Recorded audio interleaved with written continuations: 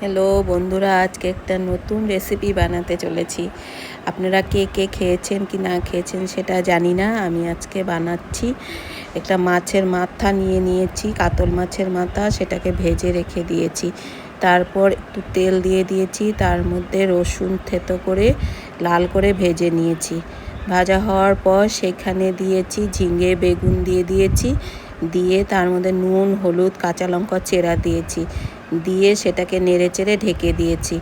ঢেকে দেওয়ার পর একটু নরম হয়ে গেছে, নরম হয়ে যাওয়ার পর সেখানে মাথাটাকে দিয়েছি, দিয়ে আবার ঢেকে দিয়েছি, নেড়েচেড়ে ঢেকে দিয়েছি। সেটা একটু নরম হয়েছে, নরম হওয়ার পর আমি সেখানে আদা বেটে দিয়েছি, আদা বেটে তার সঙ্গে একটু লেবু পাতা দিয়েছি, দিয়ে সেটাকে নামিয়ে নিয়ে আপনারা এই রেসিপিটা ট্রাই করে দেখবেন, কেমন লাগলো জানাবেন, কমেন্ট করবেন, সাবস্ক্রাইব করবেন।